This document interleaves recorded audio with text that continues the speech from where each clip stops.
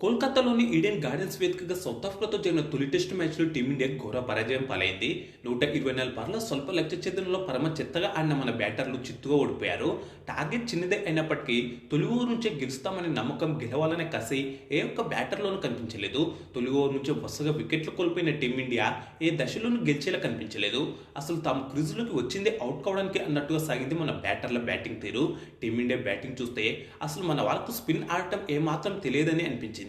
పిచ్చు బౌలింగ్కు అనుకూలించినప్పటికీ ఇక్కడ 4 ఇన్నింగ్స్లో బ్యాటింగ్ చేయడం కష్టమే అయినప్పటికీ కాస్త జాగ్రత్తగా ఆడితే 124 పరుల లక్ష్యం ఛేదించడం పెద్దగా కష్టమయ్యేది కాదు. పైగా మ్యాచ్లో ఇది 3వ రోజే. కాస్త టైం తీసుకుని క్రీజులో సెటిల్ అయితే పరుగులు చేయొచ్చు.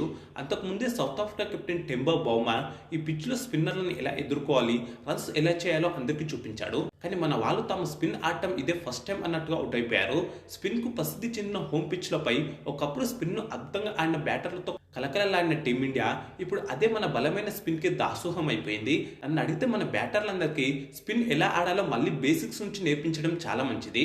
కెప్టెన్ శుభ్మన్ గిల్ మెడనొప్పి కారణంగా 2 ఇన్నింగ్స్లోనూ బ్యాటింగ్ చేయకపోవడం కూడా మనకు మైనస్ అయింది. నాకైతే ఈ ఓటమి చూశాక న్యూజిలాండ్ చేతిలో క్లీన్ స్వీప్ అయిన మాదిరిగా సౌత్ ఆఫ్రికా చేతిలోనూ వైట్ వాష్ తప్పదేమో అని భయమేస్తుంది. పైగా మన వాళ్ళు న్యూజిలాండ్ ఓటమి నుంచి ఏమాత్రం పాఠాలు నేర్చుకోనట్టుగా అనిపిస్తుంది. ముఖ్యంగా ఆ పిచ్ ఏంటో నాకేమాత్రం అర్థం కావడం లేదు. ఏమాత్రం బ్యాటింగ్కు అనుకూలించకుండా మొదటి రోజు నుంచే బౌలింగ్కు అనుకూలించేలా తయారు చేశారు. మ్యాచ్ 2.5 రోజుల్లోనే ముగిసిందంటేనే ఈడెన్ గార్డెన్ పిచ్ ఎంత చెత్తగా ఉందో అర్థం చేసుకోవచ్చు. మన వాళ్ళు ర్యాంక్ టర్నర్ పిచ్పై ఆడలేకపోతున్నారని తెలిసినా ఏరుకోరి మరీ అదే పిచ్లను తయారు చేసి మూల్యం చెల్లించుకుంటున్నారు. సౌత్ ఆఫ్రికా మాత్రం ఈ గెలుపుతో 15 ఏళ్ల తర్వాత ఇండియాలో టెస్ట్ మ్యాచ్ విజయం నమోదు చేసింది. అలాగే టెంబా బౌమా కెప్టెన్స్ లోని ఓటమి ఎరగని రికార్డును కూడా సఫర్లు కొనసాగించారు.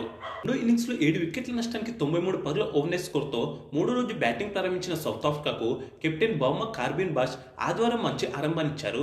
ఇద్దరు కూడా భారత బౌలర్లను సమర్థవంతంగా ఎదుర్కొని 8వ వికెట్కు 44 పరుగుల భాగస్వామ్యాన్ని నెలకొల్పారు. దీంతో ఈ భాగస్వామ్యాన్ని విడదీయడానికి భారత బౌలర్లు శ్రమించాల్సి వచ్చింది. 48వ ఓవర్ తొలి బంతికి పేస్ గన్ బూమ్రా ఈ భాగస్వామ్యాన్ని విడదీశాడు. 2 4 1 6తో 37 బంతుల్లో 25 పరుగులు చేసిన కార్బిన్ బాష్ను క్లీన్ బౌల్ చేశాడు. దీంతో 135 పరులకు సౌత్ ఆఫ్రికా 8 వికెట్లు కోల్పోయింది. ఇతర బ్యాటర్లు వరుసగా పెవిలియన్ చేరుతున్నప్పటికీ ఒంటరి పోరాటం చేసిన కెప్టెన్ టెంబా బౌమా 122 బంతుల్లో హాఫ్ సెంచరీని పూర్తి చేసుకున్నాడు. ఈ టెస్ట్ మ్యాచ్లో హాఫ్ సెంచరీ చేసిన తొలి బ్యాటర్ బౌమా. పరుగులు రావడం కష్టంగా ఉన్న బౌలింగ్ పిచ్ పై బౌమా అద్భుతమైన ఫైటింగ్ నాక్ ఆడాడు. కాగా టెస్టుల్లో బౌమాకి ఇది 26వ హాఫ్ సెంచరీ. అలాగే ఇండియాలో ఇదే తొలి హాఫ్ సెంచరీ.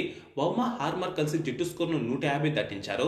అయితే 54వ ఓవర్లో మన డిఎస్పీ మహమ్మద్ సిరాజ్ చివరి 2 వికెట్లను పడగొట్టి సఫర్లను ఆల్అౌట్ చేశాడు. 20 బంతుల్లో 7 పరుగులు చేసిన ఆర్మర్ను ఆ ఓవర్ 3వ బంతికి క్లీన్ బౌల్డ్ చేశాడు. సిరాజ్ మియా బౌలింగ్ దెబ్బకు స్టంప్స్ విరిగిపోవడం గమనార్హం.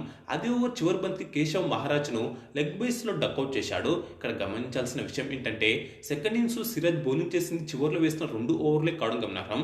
దీంతో 2వ ఇన్నింగ్స్లో 54 ఓవర్లలో 153 పరులకు సౌత్ ఆఫ్రికా ఆల్అౌట్ అయింది. 4 4లతో 136 బంతుల్లో 55 పరుగులు చేసిన బౌమా నాట్అవుట్గా నిలిచాడు. భారత బౌలర్లో రవీంద్ర జడేజా 50 పరుగులు ఇచ్చి 4 వికెట్లతో చెలరేగాడు. కుల్దీప్ యాదవ్, సిరాజ్ 2 వికెట్లు తీశారు. బుమ్రా, అక్షర్ తల వికెట్ తీశారు.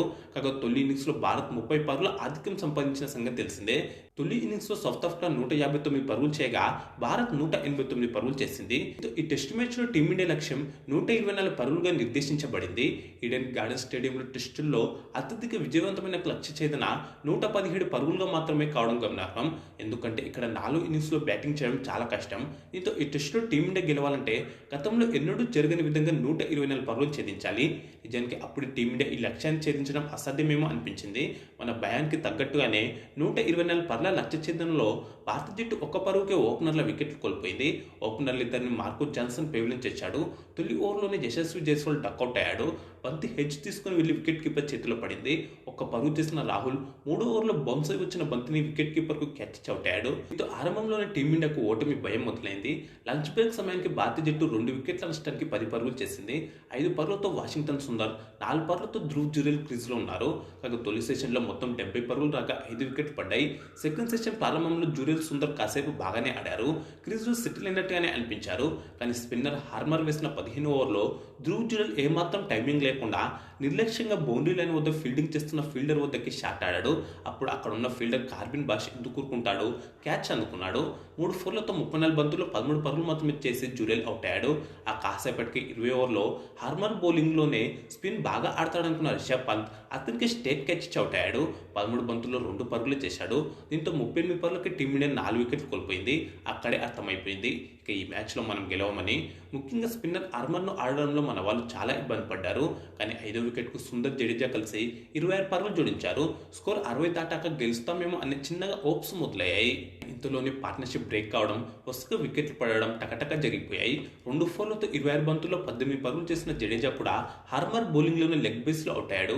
క్రీజ్లో సెటిల్ అయ్యాడనుకున్న వాషింగ్టన్ సుందర్ కూడా పార్ట్ టైం స్పిన్నర్ మాక్రమ్ బౌలింగ్లో హార్మర్కు క్యాచ్ ఇచ్చి అవుట్ అయ్యాడు. 2 ఫోర్లతో 92 బంతుల్లో 31 పరుగులు చేసిన సుందరే టాప్ స్కోరర్.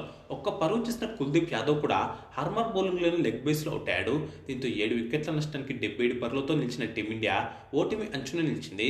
ఇలాంటి సమయంలో స్పిన్నర్ మహారాజ్ వేసిన 35 ఓవర్లో 2 సిక్స్లు, 1 4 బాది ఓ చిన్న ఆశను తీసుకొచ్చాడు అక్షర్ పటేల్. కానీ 5వ ఓవర్లో టైమింగ్ లేని చెత్త షాట్ ఆడి బౌమాకు క్యాచ్ ఇచ్చి అవుట్ అయ్యాడు. ఆ ఓవర్లో అప్పటికే 16 పరుగులు వచ్చినప్పుడు మిగతా 2 బాల్స్ డిఫెన్స్ ఆడుచుగా మళ్ళీ భారీ షాట్ ఎందుకు ఆడాడో అక్షర్కే తెలియాలి. మొత్తంగా 1 4, 2 సిక్స్లతో 17 బంతుల్లో 26 పరుగులు చేశాడు. ఆ తర్వాత బంతికి స్లిప్స్లో మాక్రమ్కు క్యాచ్ ఇచ్చి సిరాజ్ గోల్డెన్ డక్అవుట్ అయ్యాడు.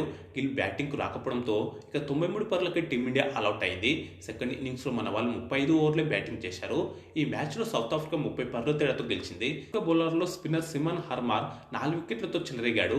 కేశవ్ మహారాజ్ 2, జాన్సన్ 2 వికెట్లు తీశారు. మాక్రమ్ 1 వికెట్ తీశాడు. 2 ఇన్నింగ్స్లో కలిపి 8 వికెట్లు తీసిన స్పిన్నర్ హార్మర్కు ప్లేయర్ ఆఫ్ ది మ్యాచ్ దక్కింది. ఈ విజయంతో టెస్ట్ సిరీస్లో సౌత్ ఆఫ్రికా 1-0తో ఆధిక్యంలోకి వెళ్ళింది. సిరీస్లో చివరిదైన 2వ టెస్ట్ మ్యాచ్ ఈ నెల 22 నుంచి గౌహతి వేదికగా జరగనుంది. మన వాళ్ళ ఆట తీరు చూస్తుంటే ఈ మ్యాచ్లోనూ గెలవడం కష్టమేమో అనిపిస్తుంది. ఇక ఈ వీడియోకు లైక్, కామెంట్, షేర్ చేసి ఛానల్ను సబ్స్క్రైబ్ చేసుకోండి.